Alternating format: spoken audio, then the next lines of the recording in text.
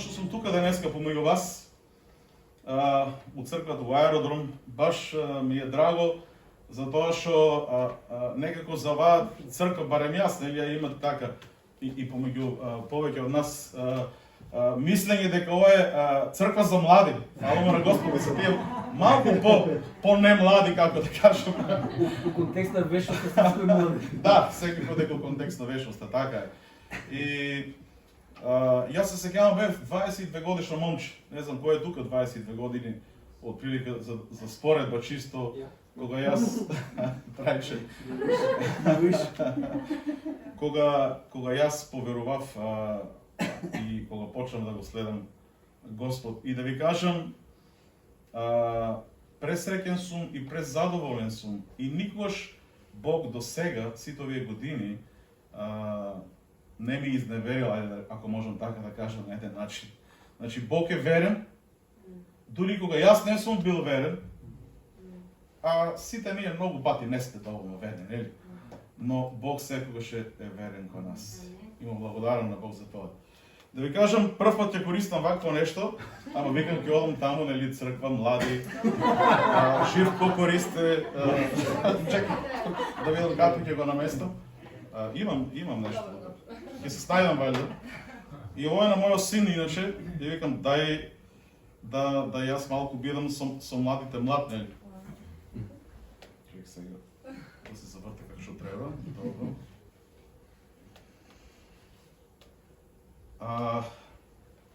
Значи, и вие поминавте тоа што ние го поминавме пред неколку месеци. Ја дури и до болница стигнав, ама фала му на Господ.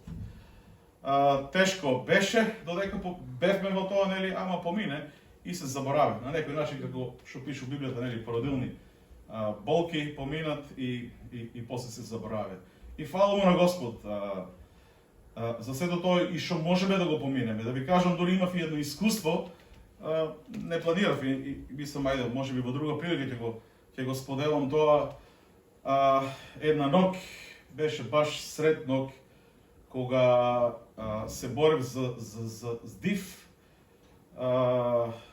едно такво гушење и имав навистина едно лично искуство со Бог, какво што не се сеќавам дали сум имал некогаш порано. Така сакам да ви кажам, Бог е верен. Во секоја ситуација. Еве дури и псалмистот вели Давид вели во Псалм 23 и кога ќе минувам низ долината на смртната сенка, и тогаш Бог е со нас. Значи Бог никогаш не остава и нема да не остави. И јас сум благодарен на Бог за тоа. И благодарам на Господ дека еве вие не знам дали неколку од вас или повеќе од вас го поминавте ковидот и дека сте сега здрави, нека Бог ве благослови и продолжуваме понатаму, нели? Ништо нема да не предомисле или да не разочара, да прекинеме по патот по кој што сме тргнали. Јас си мислев за денеска, може и малку некои штивски зборки префрлам, не ми замерувате. На нашите бијани е многу тешко, скопски ние викаме, нели, да збореме. Размислувам што да зборувам. Пред некој ден Горан беше кај мене и ми вика еден пат, Живко ме вика покани да го заменам, ми требало да одам на некој семинар и јас се спремам, вика, знам дека таму се млади и се спремам за млади некоја проповед, нешто со филмови, некои такви работи и вика доаѓам и немаше никој од младите, затоа што и повеќето од младите веројатно на тој семинар били, имаше само неколку повозрастни луѓе. Така да сакам да кажам дека Божјиот збор не прави разлика. Нема разлика дали сме стари или млади. Значи Божјиот збор има сила да не охрабре и како што Живко спомна претходно, некојаш да не укоре, да не исцеле, да не ослободе. И навистина е нешто што е многу важно. Важен е Божјиот збор. Одговорни сме и ние, кои ќе застанеме секој ден од нас, кои ќе го споделиме Божјиот збор. Меѓутоа, одговорност има и секој што слуша. Јас баш пред последен пат што зборував во Штип беше за сејачот и семето. Значи, тука има не е активен само проповедникот. но активен е и слушател. Иста одговорност колку што има проповедникот, кога ние зборуваме и проповедаме зборови на живот, иста одговорност има и слушателот, нели? Што ќе направи со тај збор, со тоа семе, што ќе падне во неговото срце? Дали ќе падне на покрај патот на таа тврда земја, па ќе дојдат небесните птици, ќе го однесат и ништо од тоа нема да остане. И конечно се ќе биде убаво, мислам, стварно е прекрасно тука. Не ми е прв пат да сум у ЕЦ аеродром и ми се многу бендисува едно од подобро, можеби и најдобро вака со стил, со вкус средено. Ние имаме нова црквена зграда, реновирана се, ама тука баш ми се допаѓа дека е секој детал некако обмислен, нели, и фала му на Господ, нели, за тоа што, за целиот тај труд, се до тоа што сте го направиле, да биде едно место што има пријатен амбиент. И сакам да кажам, но не е само тоа, да дојдеме како на едно место кај што е пријатно, кај што имаме пријатни луѓе, ќе се дружиме, ќе славиме нешто, ќе слушнеме, после ќе се дружиме, ќе пиеме кафе, чај и така натаму, ќе заминеме и никог ништо. Но има нешто што е многу важно, а тоа е Божјиот збор. Затоа што првенствено, ја верувам дека најголемиот дел од нас тука сме дојдени за да очекуваме што Бог има да ни каже денеска за мене. Дали Бог има нешто да ми зборува на мене. И знаете, ја многу пати викам, дури од најлошиот проповедник и од најлошата проповед, Бог има нешто да ни зборува. Не дека не мислам јас, најмалку мислам дека сум ни добар, ни лош проповедник, ама фала на Господ. Сите ние сме повикани и сме Божја алатка и Бог не користи и може да не користи. Ја верувам дека и тебе Бог те употребува и ти на некого проповедаш, и ти на некого зборуваш, и ти на некого кажуваш зборови на живот. Така да му благодарам на Бог. И за денеска, вие веќе имате, гледам тука, фино на влезо делете ги овие, не знам како ги викате. Како? Билтенче, така. Значи тука веќе имате и наслова на темата, имате го и библискиот текст кој што ќе го зборуваме. Така да веќе ви е познато горе-доле, можеби меѓу време сте го и прочитале.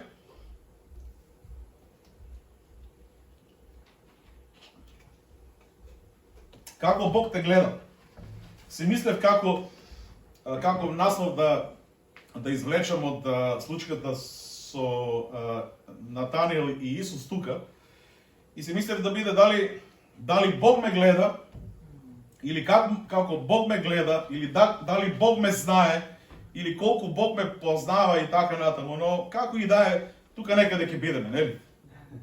Дали Бог те гледа? Бог го гледа секој од нас. И фала му на Господ дека Бог не гледа. Бог не виде уште пред 2000 години, кога виде дека целото човештво маршираше во пропаст.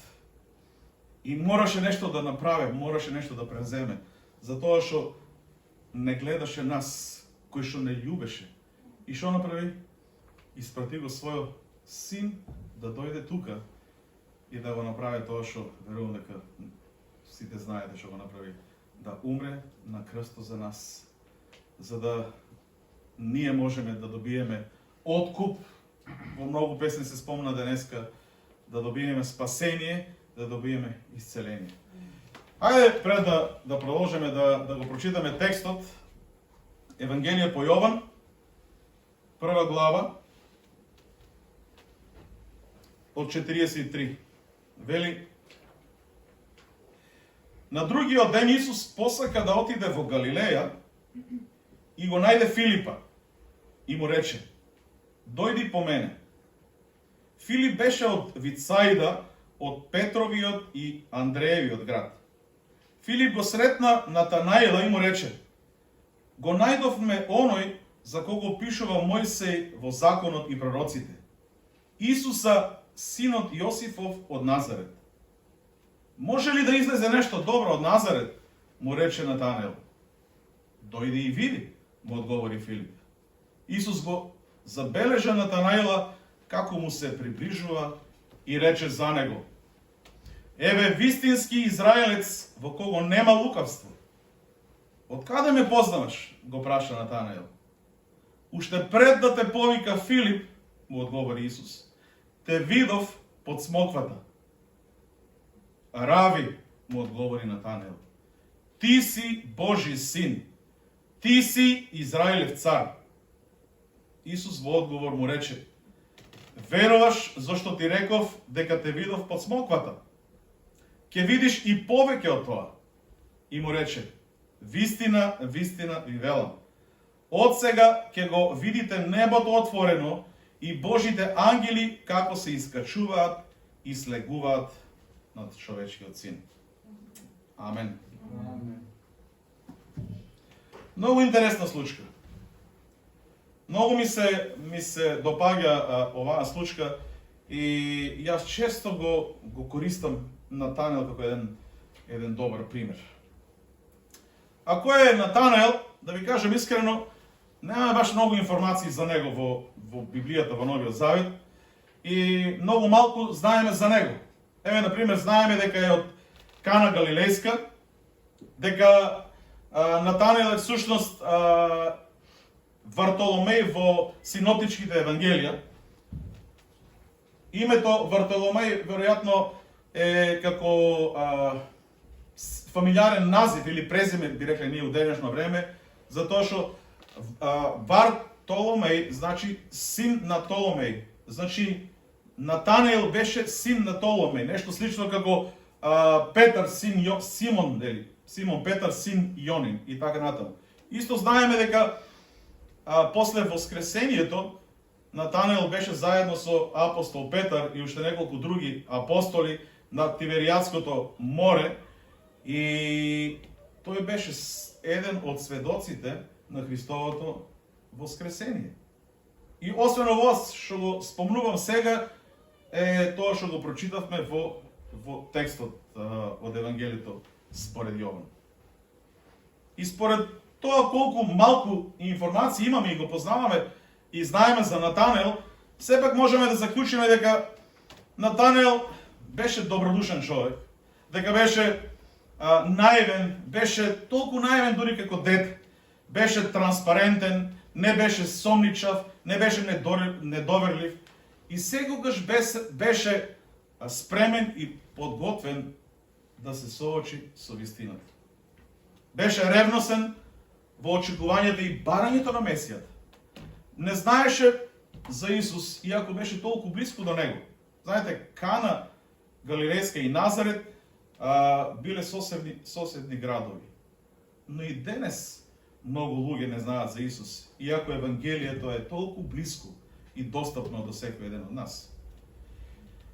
Натанаел имаше предрасуди, но сепак неговите предрасуди на некој начин можеме да кажеме дека беа простливи, посебно поради фактот дека сведоштвото на Филип и не беше баш најточно. Нели, кога Филип му рече го најдовме синот Јосифов од Назарет, всушност ниту Исус беше од Назарет, ниту па Јосиф беше неговиот татко, нели, тоа го знаеме. Натанаел беше побожен човек, толку побожен колку што беше мерката, да речеме, на неговата просветленост. Но тоа што тука можеме да го видиме дека беше вистински човек на молитва. Човек кој го бараше Божјото лице и беше човек на молитва. Да видиме како Натанаел го гледаше Исус. Кога дојде Филип и кога му каже, што беше неговиот одговор? Значи, имаше предрасуди. Може ли да излезе вели нешто добро од Израел?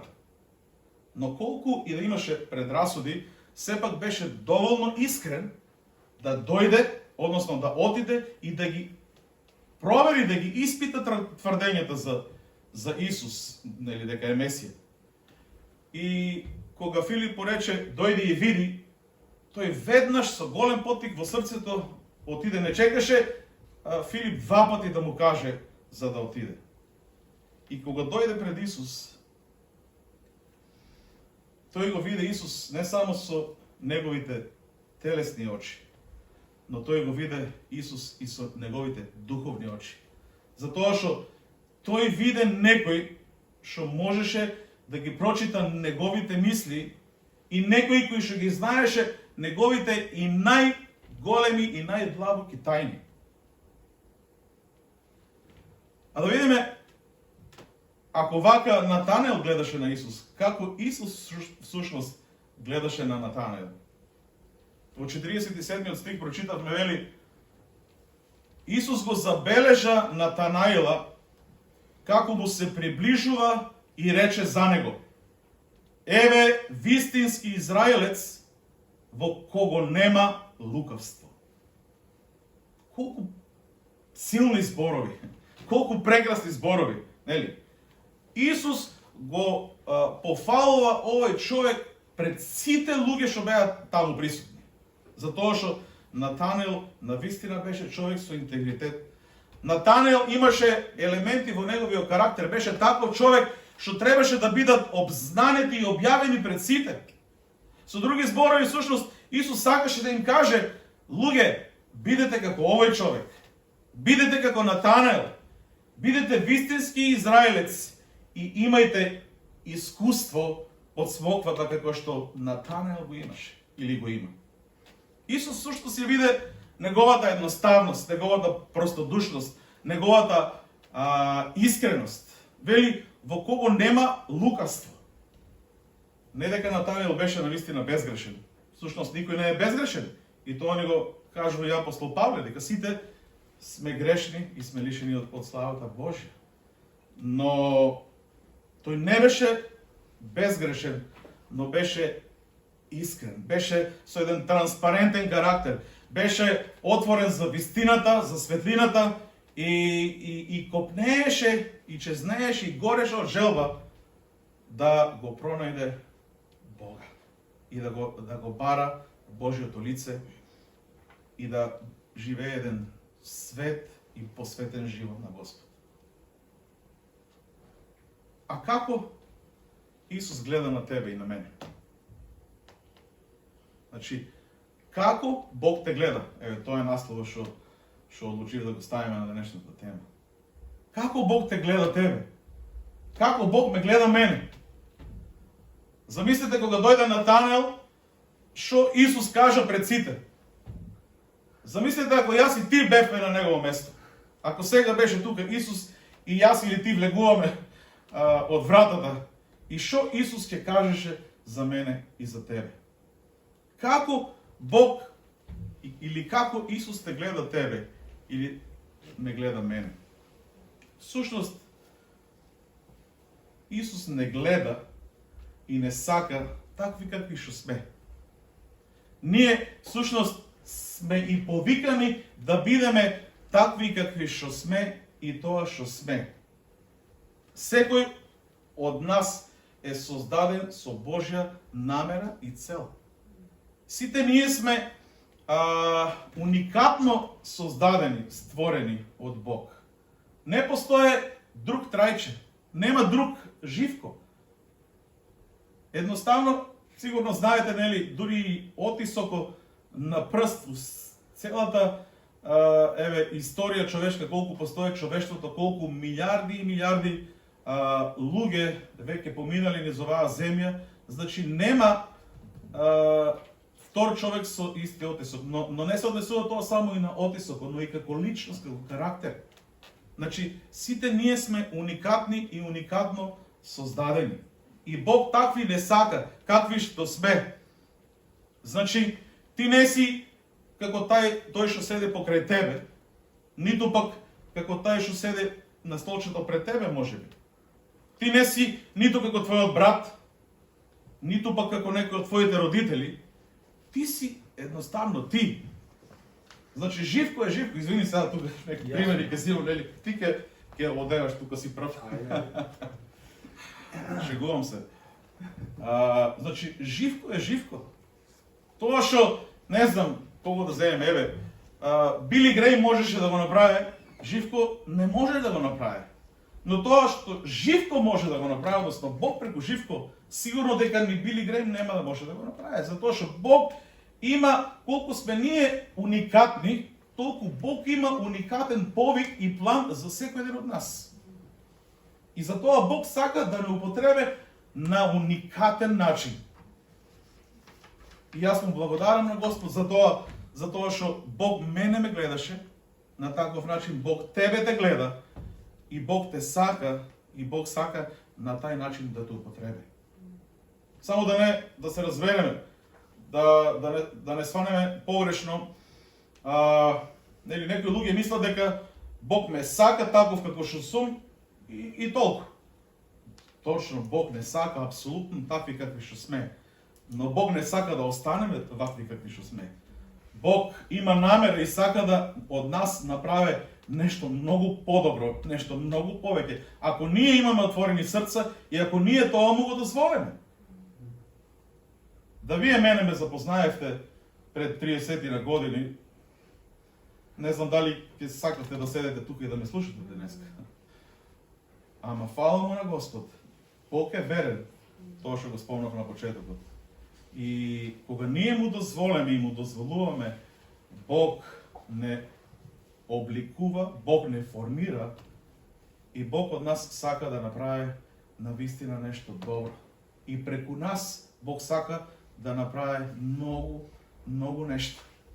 Затоа да се држиме до Бог, затоа што Бог има уникатен и специјален повик за тебе и Бог сака ти да го исполнеш Божиот повик во твојот живот.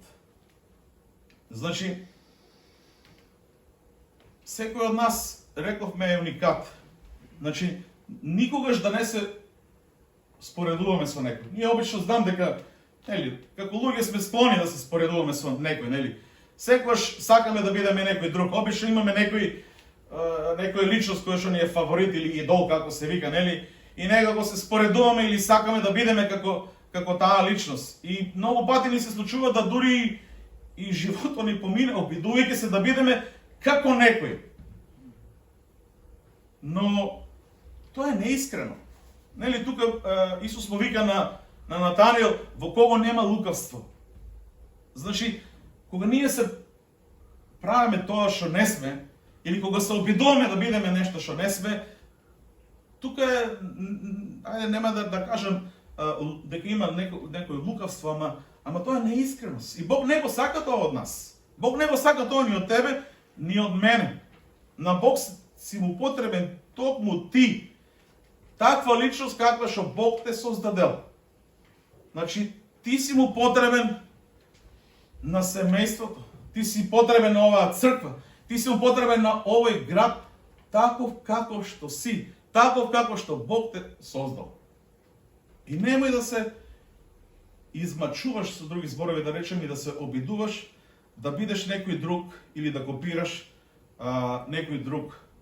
Може би живееш живот трудејќи се да ги исполниш очекувањата на другите. Не знам, може би на родителите, на пријателите, на, не знам, предпоставените на работа, на партнера, на сопруго или сопругата и така натаму. Ние живееме многу пати живот, трудејќи се да бидеме тоа што другите сакат да бидеме, а не тоа како Бог не гледа и тоа што Бог сака всушност ние да бидеме. Бог, како што му се обрати на Натанаел, ни се обраќа на секој еден од нас што сме тука. Почнувајќи од мене, нели? Може би се прашуваме дали Бог ме познава или од каде Бог ме познава. Тоа беше прашањето што Натанаел му го постави на Исус. А што му одговори Исус? Пардон.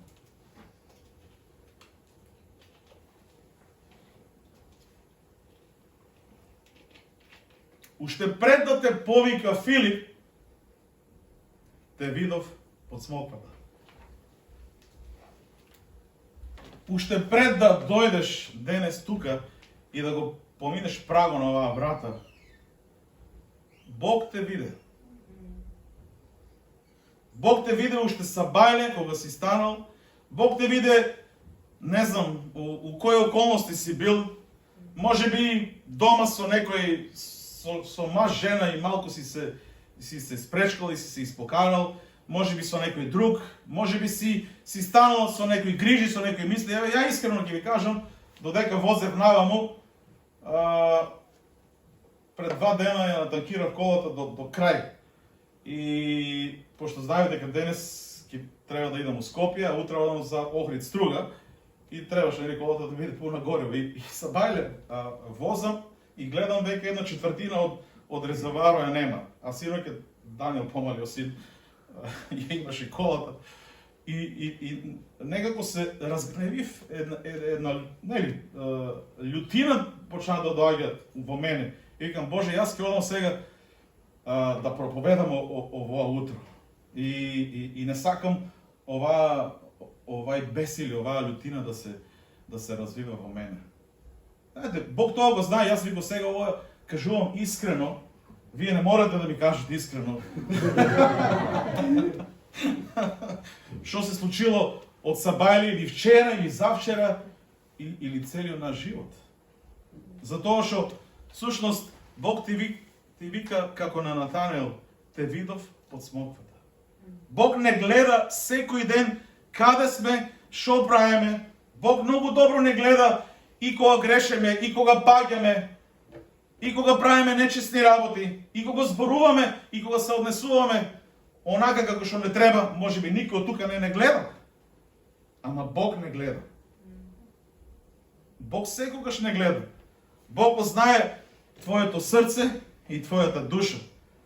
Бог многу добро го познава секој еден од нас. Бог ги знае и нашите мисли, Бог ги знае нашите грижи, Бог ги знае нашите копнежи, нашите потреби, нашите проблеми, нашите фрустрации. Бог апсолутно знае се. И ние не можеме ништо и на ниеден начин да го сокриеме тоа. Но тоа треба да ни биде и олеснување од друга страна. Затоа што знаеме дека имаме еден верен пријател кој што ме љубе и кој што е спремен и сака да ми помогне и да ме промене, да го промене мојот живот. Ако јас тоа го барам од него и ако имам отворено срце. Бог на вистина те познава. Не познава сите нас вистински. Бог не го гледа тоа друго лице, второ лице кое што ние го облечеме кога излеземе или кога дојдеме тука можеби. Бог те гледа откриено. И откриено и јасно Бог го гледа нашето срце, нашата душа и нашата внатрешност. Затоа да не се обидуваме да живееме поинаку. Да не се обидуваме да се правиме тоа што не сме. Да не се обидуваме да се правиме дека сме многу добри, многу пред другите, не сакам да кажам. Многу духовни, многу свети, затоа што повторно ќе кажам, само ќе се измачуваме. Конечно и колку можеме ние да се правиме или да се преправаме, да бидеме тоа што не сме. Ќе се преправаме некое време, ама не можеме цело време. Кога и да е, не само Бог, но и другите ќе можат да го видат нашето вистинско лице и вистински кој тоа всушност и јас сум. Затоа да не се измачуваме. Бог ни дава слобода. Бог сака да бидеме слободни. Бог те љубе, пак ќе кажам, таков каков што си. Но Бог не сака да остане таков како што си. И Бог те вика, дојди кај мене, драго дете. Јас сакам од тебе да направам еден скапоцен камен, еден драгоцен бисер. Ајде да се вратиме на Натанаел, да откриеме, да видиме што значи тоа што Исус му го вели вистински израелец и што беше тоа толку посебно што Исус го забележа кога Натанаел беше под смоквата всушност. Вистински израелец, тоа не се израелците по наследство, по тело, како припадници на израелската нација.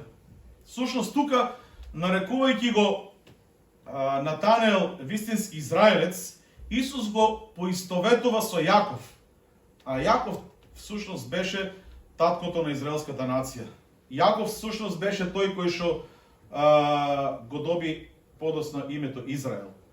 И кога во последниот стих тука во нашиот текст Исус спомнува ангелите кои се качуваат и се симнуваат, всушност го потврдува на еден начин поврзувањето на Натанел со Јаков.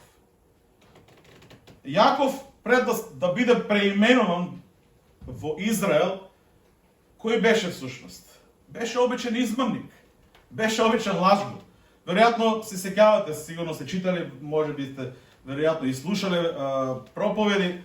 Значи, Јаков го изманипулира својот брат за да му го одземе правородството. Јаков го измами својот татко за да го украде од својот брат правородениот благослов. Дури и кога Јаков се роди, се држеше за петата на својот брат. Всушност, и самото име Јаков значи некој кој што истуркува на некој начин, што сака да се истурка самиот себе за да дојде да постигне нешто во живот. Ово може би не би звучи чудно за тоа што некако и у нашето денешно општество така стоат работите, нели? Луѓето на тај начин успеват да дојдат до својата цел. Еве, јас до пред 3 години бев многу присутен у секуларниот свет, секуларна работа, бизнис и едно друго, и знам што значи тоа. Знам како функционират луѓето. Тоа е страшно, дали кога бев млад, да не ви кажувам, ајде може би у друга прилика, со што се морав да се соочам. Ама фала му на Господ. Ако останеме верни и со отворени срца пред Бог, Бог вели ги сака понизните и понизните ќе ги возвиши. И всушност што се случи, како течеше животот на Јаков? Сеќавате се кога мајка му го испрати кај брати Лаван и со што се соочи таму? Па тоа што он го правеше, Лаван му го направи на него. Лаван го измами. Значи 7 години требаше да работи за керката и он му ја подметна постарата. После уште 7 други години требаше да работи. Значи со измама нема благослов. Значи тоа што сееш, вели Словото Божјо, тоа ќе пожнееш. Не може да се служиме со нечестни работи, со измами, манипулации и така натаму, да чекаме благослов. Значи сето тоа е, ајде да кажеме, на кратки стази. Но конечно, кога Јаков беше во Ветел, и таму се сеќавате веројатно што се случи таа цела ноќ, кога Јаков толку силно се фати за Бог. И дури му рече, нема да те пуштам додека не ме благословиш. Јаков дојде до едно откривение, ако можам да кажам, до едно сознание, дека вистински благослов може да добие единствено од семокниот Бог, кој што може да го даде вистинскиот благослов. Вистински благослов во животот не може да се постигне со измама, со манипулирање, со туркање и така натаму. Вистинскиот благослов можеме да го добиеме единствено од Бог. И затоа он цела ноќ се држеше и му вели, додека не ме благословеш, нема да те пуштам. И на тај начин, таа вечер, всушност Јаков стана пример за секој еден од нас. И Бог му рече, како ти е името? Јаков, измамник, лажго. Затоа сега ќе се викаш Израел, значи борец со Бога. Вистински израелец е всушност тоа. Тој кој што се бори со оној кој благословува.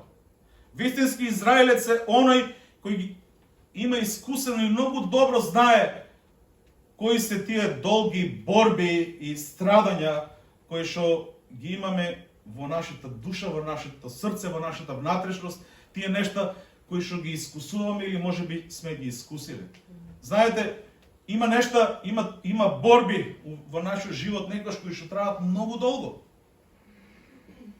Минуваме и се молеме и бараме од Господ, но некако Бог допушта да тоа трае и трае и трае и може би се уште трае нешто. Но едно треба да запамтиме. Да бидеме вистински израелци, вистински како Израел, борци со Бог, да се држеме до Бог, затоа што конечно, повторно, колку и да трае нешто, само Бог има решение, излез од таа ситуација и вистински благослов да ни даде. Значи, вистински израелец е тој кој што едноставно некогаш и со вик, и со крик, и со солзи бараме благослов со срце целосно предадено и посветено на Бог и на неговата волја. Тоа значи да бидеме вистински израелци. И Натанел беше на вистина вистински израелец во тој поглед и он многу добро ги знаеше тие духовни борби и веројатно такви духовни борби и така како имаше таму под смоквата.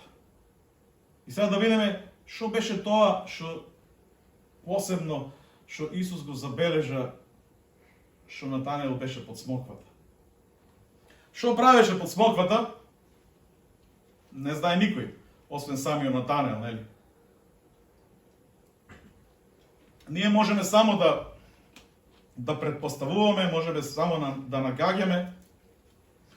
Побожните луѓе во тоа време, во тие краеви, некако имале посебно место за молитва и најверојатно Натанел имал навика да својата лична молитва или својата тајна молитва време со Господ го има баш таму под смоквата.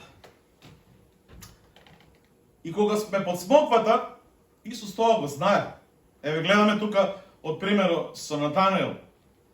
Исус му рече, кога те уште пред да те повика Филип, јас те видов под смоквата. Натанел всушност знаеше кога Исус му ги кажа тие зборови, Исус всушност погледна директно во неговото срце и ги виде неговите најскришни мисли и најголеми и најдлабоки тајни. Тоа беше она што вистински го допре на некој начин и го пресведочи Натанел.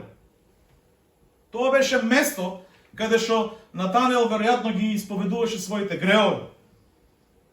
Кој знае што ли се кажуваше и исповедаше, и сега кога Исус му вика те видов под смоквата, на него му беше јасно дека всушност Исус ги знаеше сите тие тајни, сите тие мисли, сите тие нешта кои што он ги исповедаше и ги кажуваше таму. Само во Божјото присуство. Колку гревови, колку бремиња, колку последици претрпени поради сите тие гревови и нечестни и неискрени нешта кои што може би тој ги правеше. Таму под смоквата всушност беше местото каде што тој го испитуваше и го отвараше своето срце пред Бога. Таму беше местото каде што тој усредно се молеше, може би и се бореше често пати со Бог, исто како Јаков во Ветел. Таму беше местото каде што по смоквата каде што Натанел правеше завети со Бог, каде што правеше и даваше многу ветување на Бог. Ели, ние многу пати речеме, Господе, од сега веќе нема да правам така. Но таму под смоквата беше и местото каде што Натанел уживаше во Божјото присуство. И тоа е нешто прекрасно. И тоа е нешто што е многу важно. Значи, Исус не гледа сите кога сме под смоквата. Исус многу добро и точно знае ние што правиме, што кажуваме и што зборуваме, со што се бораме и што исповедаме. И конечно тоа е место каде што најчесто добиваме и ослободување, исцелување, охрабрување. Конечно, нели вели сите своји грижи, фрлете ги на него. И кога дојдам во Божјото присуство, фала му на Господ за таа привилегија. Може би е тоа како да кажам, понизна позиција која што човек може да има на колена пред Бог во Божјото присуство. Ама кога ми е најтешко и кога ми било најтешко во мојот живот, секој што сум го правил. И знаете што се случува таму? Чудо, исцеление, ослободување, охрабрување, растеретување од сите грижи. Едноставно како една инекција за утеха од Светиот Дух во срцето. И тоа е нешто што е многу важно, тоа е нешто што Исус сака и очекува сите ние да го имаме и да го правиме. Да имаме место под смоквата, да имаме свое лично тајно време или време на само со нашиот Господ. Таму каде што ќе можеме да се соочиме не само со Бог, но пред се да се соочиме и со себе си, со своите слабости и со реалностите у животот со кои што се соочуваме или се среќаваме. Таму веројатно водиме или ќе водиме многу борби. Зборовите те видов под смоквата, всушност беше клjučот што го отвори срцето на Натанаел. Кога Исус му ги кажа овие зборови те видов под смоквата, можете да си замислите како се почувствува Натанаел во тај момент. Едноставно како се да се беше испревртело, целата негово битие се беше испревртело.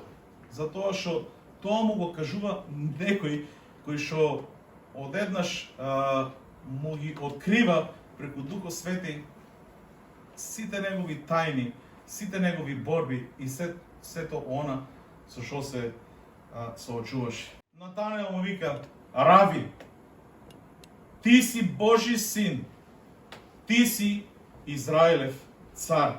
Значи, моментално Натанаел во Исус препознава рабин, односно учител, син Божи и цар на Израел. Значи, во истиот момент Натанаел го препознава како Месија. Иако само пред малку беше рекол, може ли нешто добро да излезе од Назарет? Тоа е Божјото сезнаење. Тоа е Исусовото сезнаење. Преска многу ми се допадна тоа што го кажа Живко, дека зборовите кои што излегуваат од тука, кога ги зборува проповедникот преку Светиот Дух, допират до нашите срца. Затоа што Бог знае се. Бог го знае и твоето срце и твоите тајни. И кога еден збор треба да стигне до твоето срце, тогаш Светиот Дух на посебен начин го оживее тој збор како рема, за да ти зборува директно на тебе во срцето. Може би и денес, ја не знам дали Бог му зборува или му зборуваше на некое срце. Но тоа е Божјиот збор кој што продира во длабочините и ги открива тајните на нашите срца и на нашата душа. 50 стих вели, Исус во одговор му рече: веруваш зошто ти реков дека те видов под смоквата, ќе видиш и повеќе од тоа. Натанаел поверува во него и овие зборови на Исус всушност се исполнија во следните 3,5 години. Натанаел беше сведок на многуте чуда кои што Исус ги направи. И не само тие чуда што Исус ги правеше, веројатно многу лични искуства и лични сведоштва имаше доживеано самиот Натанаел.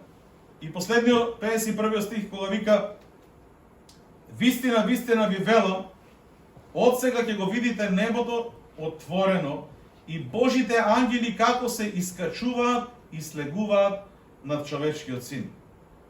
Всушност Исус тука алудира на скалата во сонот на Јаков во Битие 28 глава. Тоа беше сон кога имаше скала која се простираше од земјата до небото и ангели Божи се симнуваа и се искачуваа. И всушност таа скала, таа врска помеѓу земјата и небото за нас денес е всушност Исус. Исус за нас го отвара небото. Исус за нас го прави достапен Бог. Исус вика: јас сум патот, вистината и животот и само преку мене можете да дојдете кај Отецот. Или еден е посредникот помеѓу Бога и луѓето, човекот Исус Христос. И затоа Исус дојде, за да јас и ти можеме да имаме слободен пристап до Бог. За да можеме да имаме слободен пристап до сите благослови што Бог ги има за тебе и за мене. На крај само да се подсетиме, ќе кажам дека како беше наслов, како Бог те гледа. Бог те гледа со љубов. Бог го отворил небото за тебе. И Бог има план за тебе. Затоа дојди во Божјото присуство. Дојди таму под смоквата. Дојди таму на местото каде што ќе бидеш насамо со Бог. И таму те чека едно ново искуство. Таму те чека исцеление, таму те чека ослободување, таму те чека охрабрување, таму те чека ново откривение. Таму те чека да Бог ти ја објаве неговата волја за тебе и за твојот живот. Таму Бог ќе ти каже која е неговата намера и што Бог сака да направи преку тебе. А верувајте ми, прекрасни млади луѓе сте тука, не само млади, и малку помалку младите. Бог апсолутно за секој има цел и план. Нека Бог ве благослови.